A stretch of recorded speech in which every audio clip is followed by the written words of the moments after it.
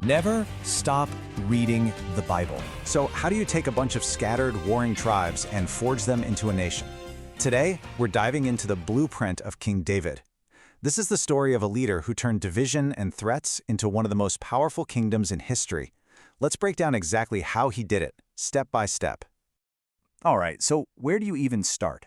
If you're building a nation from the ground up, what's your first move? You might think it's to build an army, or maybe secure your finances. But David's strategy was something else entirely. He understood that before you can build outward, you have to fix what's on the inside. And that brings us to his first, absolutely critical move, correcting the foundation. David knew that before he could project any kind of power, he had to solve a deep-seated problem right at the very heart of his people's identity. And it all kicked off with a very public, very painful failure. See, David's first try at moving the Ark of the Covenant, which was the literal symbol of God's presence, it ended in total disaster.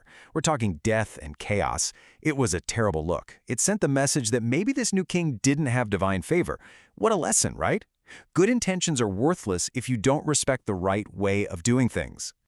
So you better believe David learned his lesson. For his second shot, he put on an absolute masterclass in leadership. Look at this strategy. Step 1, unity. He gets all the national leaders together, making sure every single tribe is bought in. This isn't just his thing anymore, it's their thing. Step 2, protocol. He fixes his mistake by appointing the Levites, the proper priests for the job, showing everyone he respects tradition. Step 3, precision. He follows the law perfectly, restoring public trust. And finally, step 4, celebration. He turns a logistical chore into a massive national party. This was pure political genius, all wrapped up in a religious ceremony. Okay, so with that foundation finally fixed, David was ready for the next phase. Let's jump into section 2, a city of celebration. And success! The Ark makes it to Jerusalem. And in doing so, David pulls off a brilliant move. He merges the spiritual heart of Israel with its political capital. All of a sudden, Jerusalem isn't just the king's city, it's God's city. Now loyalty to the throne becomes an act of faith. But David didn't just stop there. He immediately started weaving this new unity into the very fabric of the culture. He gives peace offerings for everyone, establishes a national choir, commissions what is basically a national anthem of thanks, and sets up a whole system for religious services. He was building the rituals of a unified kingdom. And that's the key takeaway here. A shared culture built on celebration and worship is what turns a crowd of individuals into a nation. This incredible act of devotion sets the stage for what is probably the single most important moment in David's entire reign. Let's get into it. Section 3, an unbreakable promise. So David has brought the Ark to a tent in Jerusalem, but it just doesn't feel right to him. He looks at his own beautiful palace and then at the tent, and he decides, you know what, I'm going to build a magnificent permanent temple, a grand house fit for God. But what happens next is just this incredible plot twist. On the left, you see David's plan. He, a man, wants to build a physical house for God. But God's response, on the right, totally flips the script. The message from God is basically, you're not going to build me a house, I'm going to build you a house. And not a house of stone, but a house as in a lasting dynasty, an eternal royal family. This one promise becomes the brand new foundation for the entire kingdom. Your house and your kingdom will endure forever. This changes absolutely everything. The kingdom's legitimacy is no longer tied to a building or a place, but to a divine promise of a permanent dynasty. And David's reaction to this mind-blowing news, it's a lesson in itself.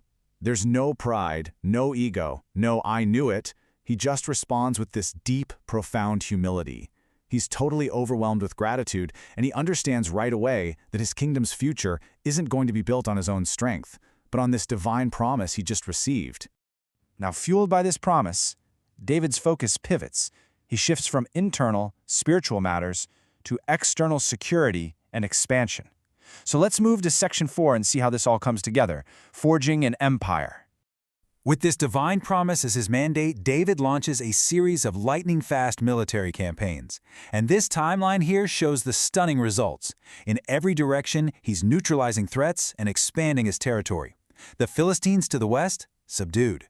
Moab to the east, conquered. He brings entire kingdoms in the north and south under his control. This isn't just winning battles. This is creating a secure and dominant regional empire.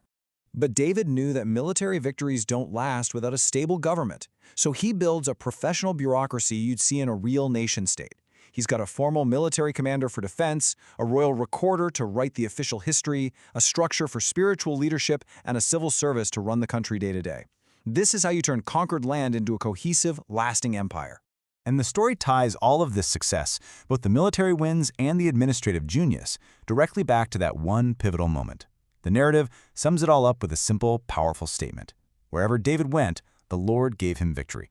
His success is framed as the direct fulfillment of that unbreakable promise. Which leaves us with a really interesting thought to chew on. This whole incredible story hinges on a single moment, when a leader's personal ambition was swapped out for a much bigger, different plan. And it makes you wonder, is real lasting success built on our own clever plans, or is it built on aligning ourselves with a greater purpose? This explainer was brought to you by the Center Studio.